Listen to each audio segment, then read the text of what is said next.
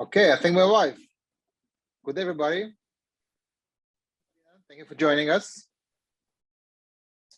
So we're here on JurisQ.com. We're a legal network, and we decided to bring in an immigration attorney who's our participating attorney, Marina Shepelsky, to do a seminar for all the refugees. Unfortunately, there's a lot of refugees now, millions, that are in countries around Ukraine, escaping Ukraine. There are refugees already here in America that want to stay. And also, of course, there's some Russian folks from Russia that want to also leave. So we're going to discuss what are the different options. And Marina, we decided to do it in English for a few reasons. Number one, I don't speak Ukrainian. I speak Russian. I know some refugees are uncomfortable right now with Russian. So we're going to switch to English so that everybody's comfortable. That's one. Second of all, for those of you who have friends and relatives in Ukraine and you don't speak Russian, Ukrainian so well, it's going to be for you as well. So you can give the information to your friends and relatives in Ukraine, Russia, wherever they may be. Okay. So Marina, thank you again for making the time. We appreciate it. Thank you, everyone. Thanks for watching. Since this war of Russia on Ukraine started on February 24th, I have personally been devastated by these events. I'm from Ukraine. I was born in Kiev, the capital. My beautiful city is in ruins, but we will rebuild. Nevertheless, I just, right away, I thought, what can I do? I'm an attorney. I'm not, anybody who has any military experience or political experience. What can I do to help? And I said from the very beginning, I can just do my work. And I recommend that wherever you are and whoever you are, and that's actually, I've been listening to some, psychologists talk about how to deal with the stress of all this for Ukrainian and Russian people. I'm including Russian people because I personally do not make this into a Russophobia, Russophobia thing. I think I feel bad for Russian people, just like for Ukrainian people, but in a different way, of course. And I think that the only thing we can all do right now is to continue our work, whatever you're doing.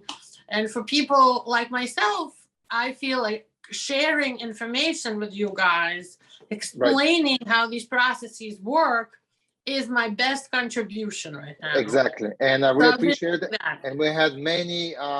I had many professionals who also want to contribute with their goods, services. We had doctors that want to supply refugees with medical necessities, attorneys like yourself. We had business people that have some means trying to donate money. So we really appreciate it. So everybody is doing their part. I have a voice, so which I'm trying to bring my voice and bring awareness to this issue and see how we can connect people that need help with people that can offer help like yourself. So let's start, okay? There are people in need that want to get out from the war zone, from these displaced refugee places. So let's start. So first of all, we know that right now Poland is overwhelmed and saturated with the refugees. The embassy, American embassy there, you tell me, has huge lines to get an appointment. What other countries in Europe, neighboring Ukraine, can you recommend that people can go to schedule an appointment with American Embassy, or what else can they do? First of all, I'd like to thank Poland above all else for their incredible, incredible selfless help with this process. They began taking refugees from day one. They opened their doors in every way. And the US Embassy in Poland actually got the Ukrainian consular officers before the war. End of January, our administration, like around January 23rd, took all the Ukrainian American consular officers out and transferred them to Poland. So Poland has started from day one very actively helping the refugees, and the US Embassy in Poland has been incredible with that. They posted in 2 languages, English and Russian, a very specific procedure, separate from everyone else, for Ukrainian refugees. It's called Immediate Assistance for Humanitarian Refugees from Ukraine. So Poland was a great option right in the beginning, and many people already went to interviews in Poland. Some got their visa, some didn't. Right now, Poland is overwhelmed. Of course, everybody knows right now it's about 3 million refugees left Ukraine to all the countries in Europe. Poland took the biggest, hit, meaning they got the most people. Because they're right there. Border country, and a lot of people went there. And they're a NATO country. At this point, if you have a choice, and I've been telling my clients that, look, just think about it. These are refugees. They barely made themselves, let's say, to Poland. They might not have the money, the resources, or the energy to go to another country right away. But if you do have a chance, Germany is, to me, number one choice. And in fact, my kid's former nanny just left Ukraine last night. She's Ukrainian. And she's been with us for many years, and then she went back to Ukraine. And she said, we're leaving. We're on the train to Lviv. Lviv is in the western part of Ukraine. It's much safer. From there, we're planning to go. Marina, what do you recommend? So I'm telling you what I'm recommending my own family. Germany right now is the best option. They've always had very good refugee programs for years.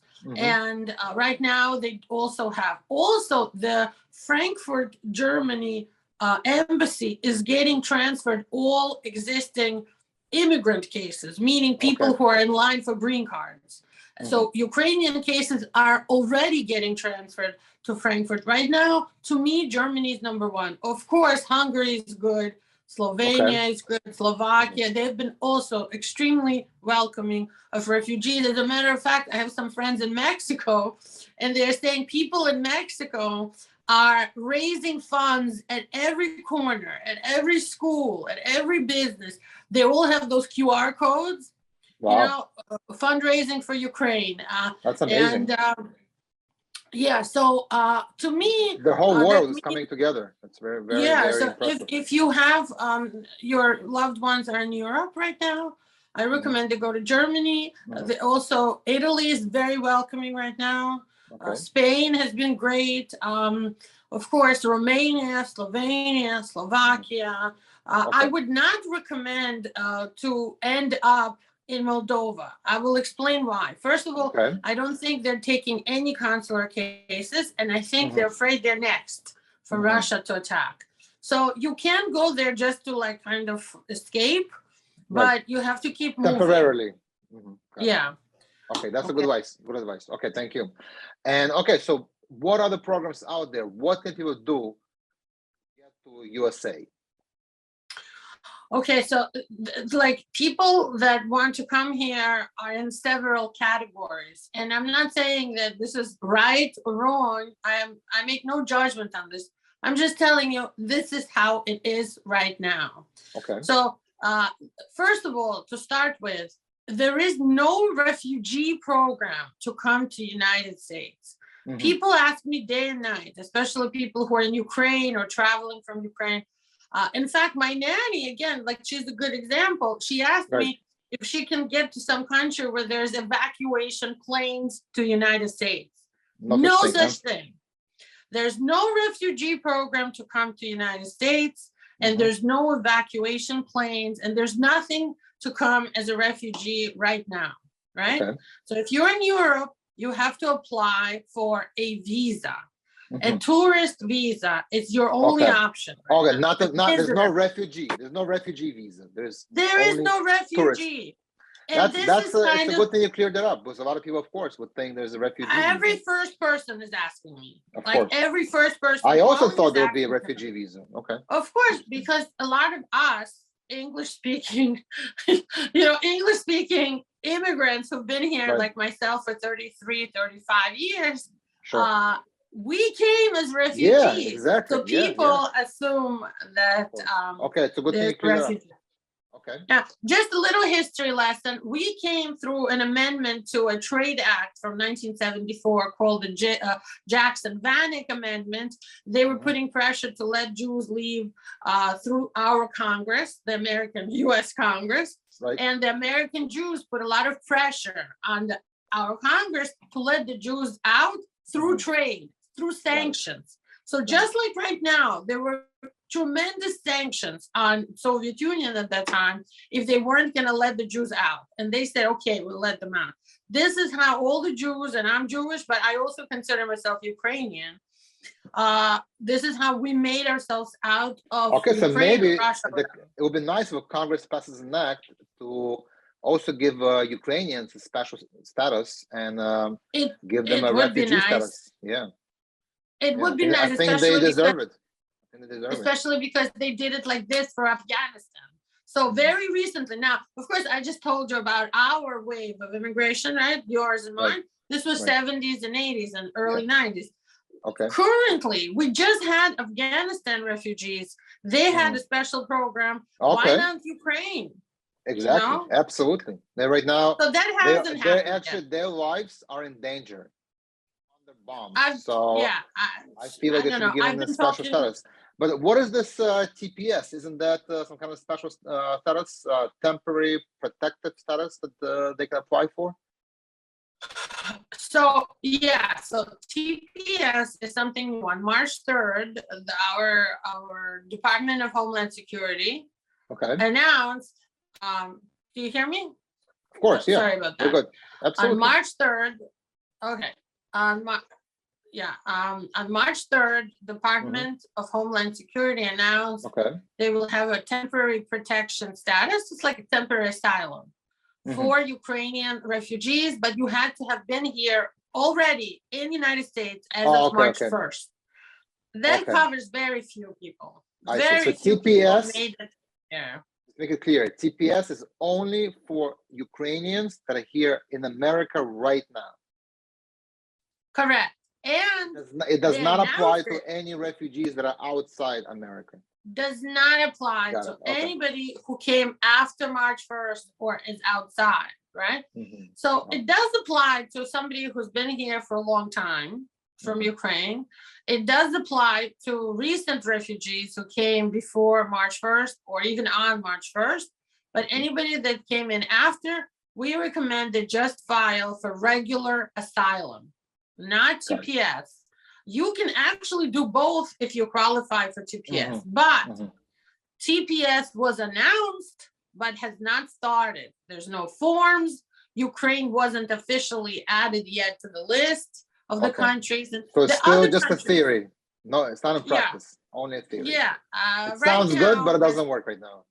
Of course, there's 12 countries that are on the list: El Salvador, Nicaragua, Sudan, Venezuela, Syria. Ukraine should be added. It's not officially even on the list yet. It was announced, but it's not been enacted, and they haven't explained. Are they going to treat Ukraine, let's say, differently somehow? Usually it's for 18 months. So it's temporary status for 18 months. All the other countries, including like Haiti, for example, Haiti got added because of the earthquake they had. All those other countries have been renewed over and over again. 18 more months, 18 more months, 18 more months. Trump tried to stop it, but now it's back. But Ukraine has not yet officially started. Okay, so it's there. We are collecting, paperwork from clients and preparing everything, but we're not ready to send it out yet because it hasn't started officially.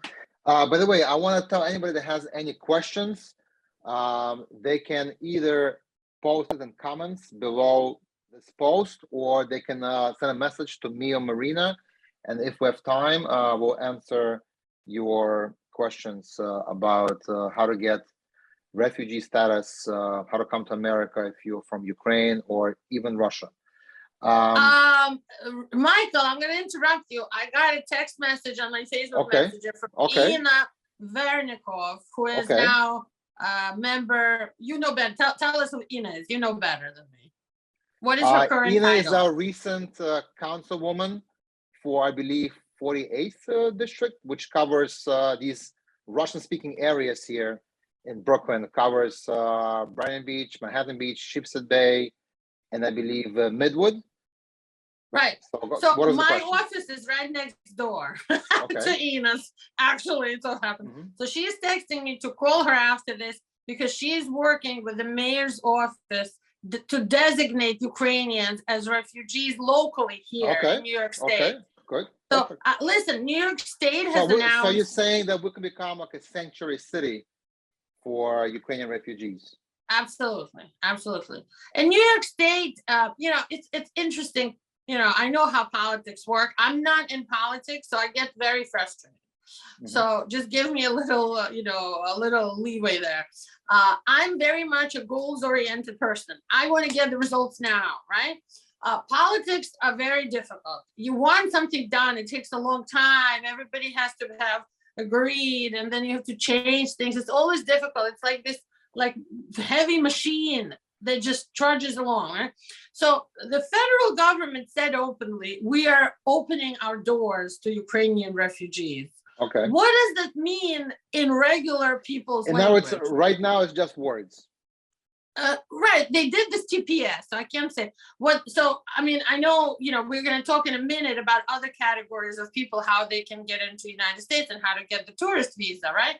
But they are open to refugees with a TPS that hasn't started yet, and they are helping expedite certain kinds of cases, and I'm going to talk about that in a minute. So I'm not going to say, they're doing nothing. However, there is no refugee program for anybody outside of the United States to get any immigration status. Here, you have to file for asylum. For asylum, you also have to prove that you are politically against the majority in your country, that you have religion, that that you're being persecuted. Right. I'm not sure, because these are all very new cases. I'm not sure how it's going to play out when we go in front of immigration judges who have to follow the old law. And under the old law, just because your country is in a bad position, it's not equal, doesn't equal asylum. So we'll see how that works. But anyway, I'll be in touch with Ina, of course, how we can help locally. Marina, I also got a message from somebody that has a family petition in place. I'm not even sure what that means. You can explain to us. And they want to know being expedited because of the crisis in Ukraine. So can you please explain what is a family petition and what is being expedited? Okay, so there's another category of people that have, they're refugees from Ukraine. Let's say they're in Romania or in Germany, but they already had their family file to unify with them. Okay. Let's say elderly people who have children here who are citizens or green card holders, right? Green card holders cannot file for parents, but US citizens can.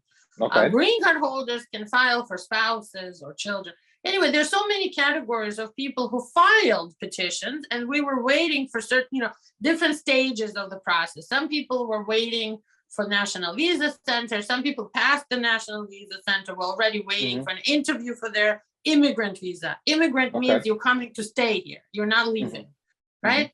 So this is for people who had immediate family in the United States and had filed petitions to bring them here with a green card, family petition. The form is called I-130, alien relative or family petition.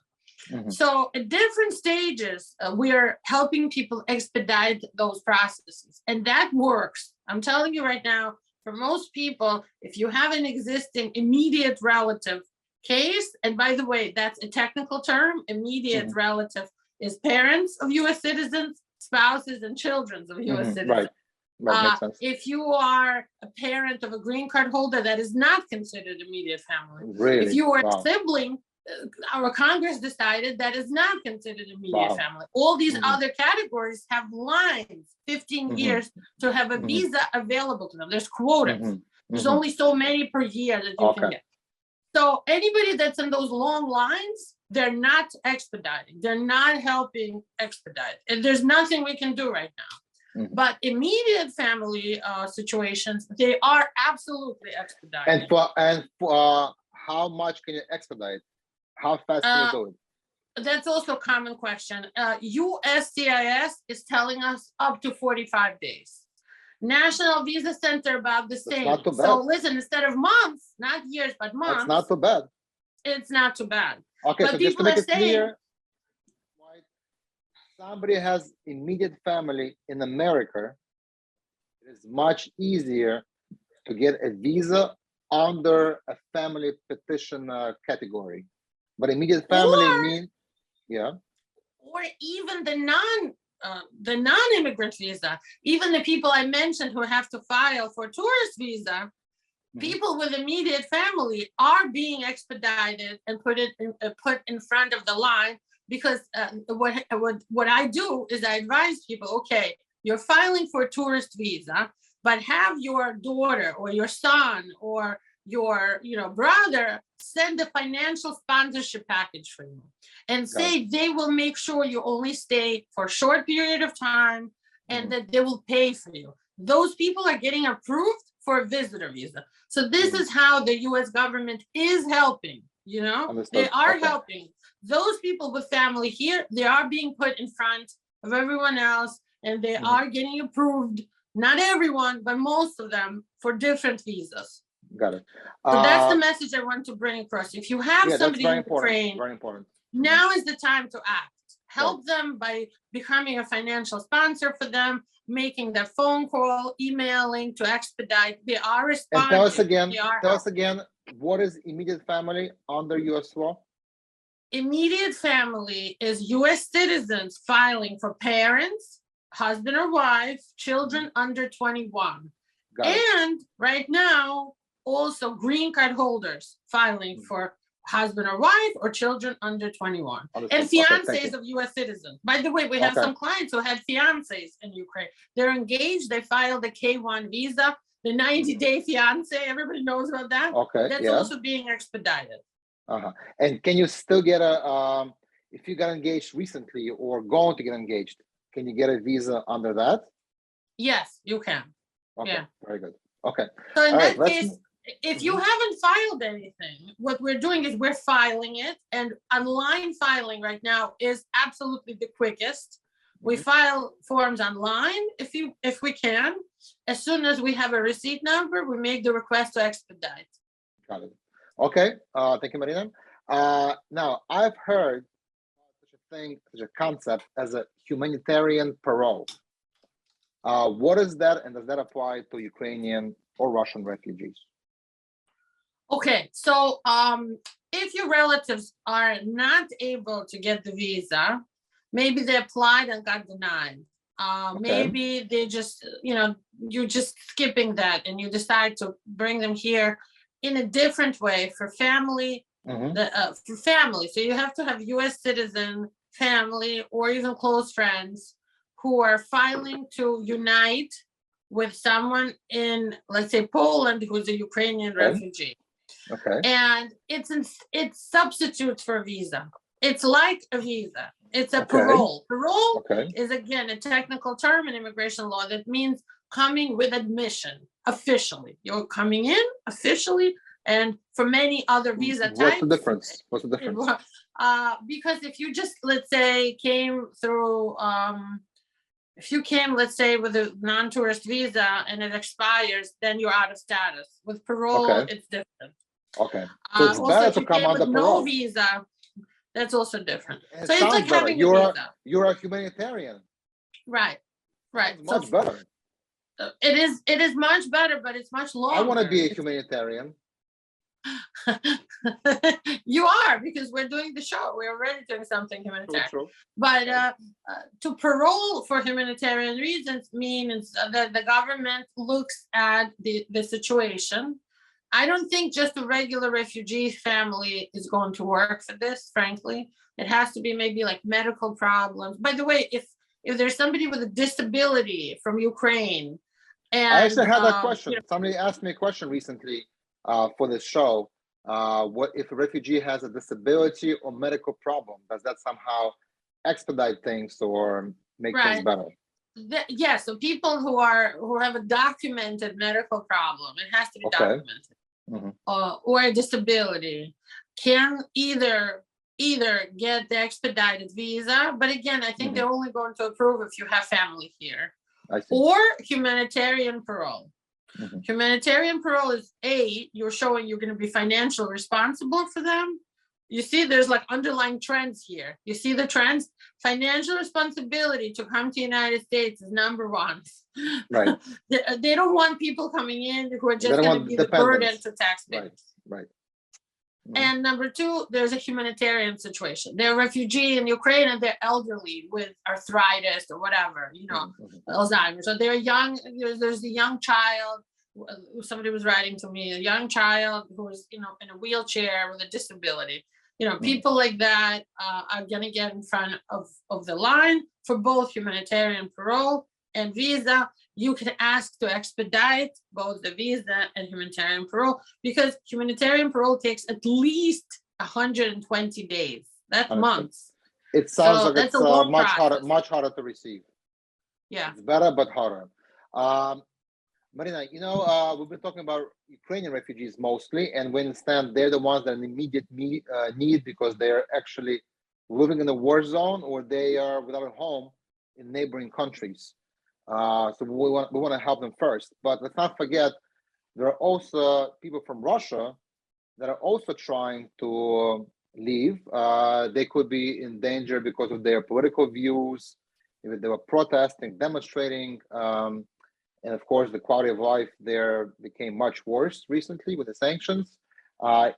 Is there anything a refugee from Russia can hope for? First of all, my position is I'm not against Russian people. I'm against one specific person, Vladimir Putin, who's a dictator and a Hitler in our times. The Russian people are not a problem, okay? They're suffering right now. Many of them have Ukrainian family and friends and relatives, because historically our people were brothers. We're brother nations. We look the same. You can't even tell the difference really between a Ukrainian person and a Russian person. If you look at us, we look the same. For years, since I came here, nobody even knew where Ukraine was on the map, and I used to be called Russian. Oh, Marina Shepelsky. In my law school, they were like, oh, the Russian. There were very few Russian-speaking people in my law school. I went to Fordham, so they just said the Russian. I didn't say, can you please call me Ukrainian? Now I would, but back in the day, it didn't matter, right? So my position is I feel for Russian people just like I feel for Ukrainian people, but Ukrainian people are actually dying and refugees, Russians for different reasons. 250,000 Russian-speaking middle-class people left Russia, I think, like the week after the war. People are running from Russia. If they had the means, not everybody had the means. Not middle class. That's what I'm saying, middle class. That they wanted to leave and they couldn't because they couldn't withdraw their money from ATM machines in Russia. Forget about money. Also, transportation is a problem. Money. Airplanes is a problem. Let me tell you, because I watch Russian media, 65% of Russian people do not have travel passports. They don't have passports. They can't leave because they don't have a passport to leave. Yeah. So they can't afford it, and they never even fathomed or imagined traveling. So of the rest of the country, of course, only the middle class people were able to leave because then they had to have visas to other countries, like the Schengen to leave to Europe, a US visa to come here. They are letting Russian people come. It's not like we as a country are not like telling Russian people to turn around and go back. They went to Kazakhstan, Kyrgyzstan, Turkey. Some people went to like the islands, like Grenada and all these other places. Where they don't require a passport, I guess. With Russians, they have their interior passport and they have their exterior passport to travel. Right. And not everybody has that exterior passport. Travel. Yeah. Lots of Russian-speaking people went to the Arab Emirates, Quran. Yes, that's very welcome right now. UAE, right? And they're mostly waiting it out. A lot of them are just waiting But it if out. they want to come to America, is there any kind of mechanism to help them arrive to America under some kind of refugee status? As far as getting a humanitarian, why can't you have a Russian humanitarian? You can, but it has to be a real humanitarian situation, like somebody dying without medication or something like that, which is happening now because a lot of foreign pharmaceutical companies said they will stop for now or freeze all medications exports into Russia. So we are seeing a lot of Russian people. That doesn't sit well with me, but that's a separate issue. Okay. Of course, and they gave up on all these hospices with dying children. That's terrible. Why are you firing? I love Netrebko. She's an opera singer. She has a place in the United States. She lived here with her autistic son for years, and we see her in the community around Manhattan. Right. She was like a resident of America, of New York City, especially. Why she had to declare Putin a dictator so that she could be killed somewhere and risk her life, I don't understand. Yeah. And this cancel culture is terrible. This is really not right. It's a knee-jerk reaction from American politicians, from people who are taking out their anger at President Putin on people that are of Russian descent, that is just who have nothing to do with this conflict, who are not decision makers, and they are in peril. They speak out, or their family could be in peril. So this is I have a friend not right, but that's a whole separate discussion. I know, but I have a friend whose brother lives in Russia, and his children, they're adults already. They go to these demonstrations all the time, supporting ending the war in Ukraine. They're risking their lives. His girlfriend got arrested and put in jail. A lot of things are happening where Russian people are supporting the end of this war. They're against this war. They're protesting this war. But it's really hard because you're risking 15 years in jail. And I understand the international and they're being punished pressure. more. I get that. Because they took away their McDonald's. Well, yeah, there's one guy who chained himself to McDonald's. I'm saying they're protesting, they're putting their lives in danger, and then they're hit more with sanctions. But that's what I'm saying. There is the irony here that where an ordinary Russian citizen has no power, I believe, to change the mindset of Kremlin, and they're being punished. Right. And you have to understand the 65% who didn't even have a passport, right? They're the ones supporting Putin because they weren't going to travel. They didn't have any luxury goods. They didn't have a great life to start with. They had a very bad life because they didn't even have a pass. They couldn't even afford, and they just, didn't need a passport to go anywhere. Right. So those are the people that are always happy with whoever the czar is, whoever their king is. Right now it's Putin. Before it was Stalin. By the way, Stalin is very popular in Russia today. Yeah, his legacy was revived. I mean, we gotta give him credit. I always like to analyze the good and the bad. Obviously, he had horrible sides to him, killed a lot of people, but also he did lead Soviet Union in victory over Nazis. So let's not also forget that. Okay, but we have strayed from our original topic, which is I'm sorry. Russian people, Ukrainian, what can they get? Refugees. I got it. What can Russian people get? First of all, we have a couple of new clients now for national interest green cards. For people who are really brilliant minds in STEM, science, technology, engineering, and math, and anything that has to do with COVID relief right now will be very much considered and approved for a green card through jobs, right?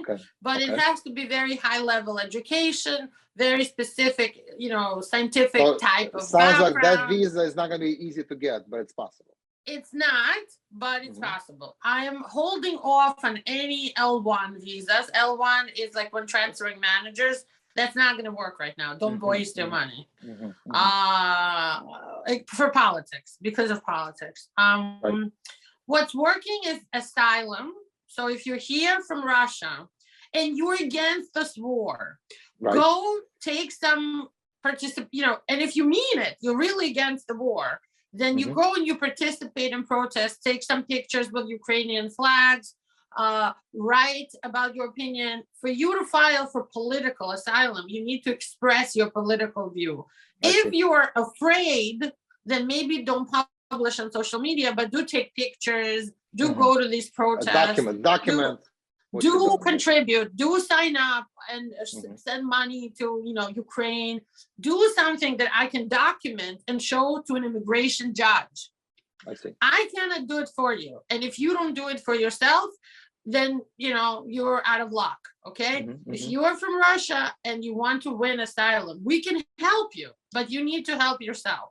You need to Understood. show you're against these policies and you will not go back and you will not stand for it, okay? Mhm, So it's pretty simple. We can help you with asylum, but you need to prove your political opinion and I need to document it for the court. Okay, yeah, if anybody else has other questions and we run out of time, which we're actually going to end soon, you can still post your questions and we'll do another seminar, or maybe Marina will answer on her own, or you can also send a private message to Marina on her Facebook profile with any questions you have.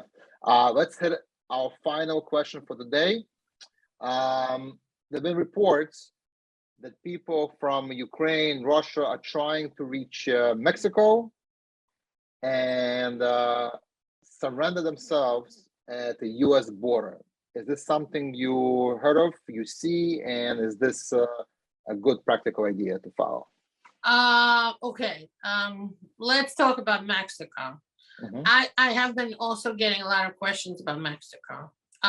As an officer of the court, and I take this very seriously, this is my livelihood. I have 3 kids. Sure. I support them by being an officer of the court.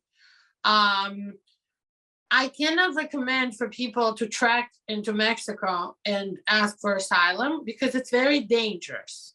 Okay. Now, people are still doing Dangerous it, whether I advise them or not. legally or to their, you think, to the physical well-being? Both. Okay. Legally, if you are there, I recommend you bring any paperwork of the humanitarian position. The sponsorship package, if you have any friends or family that I already mentioned. You need to show you're a refugee, that you So had a you gotta come humanitarian prepared. situation. You have to be prepared, and they're still turning people away. I've been hearing of women with kids getting turned away.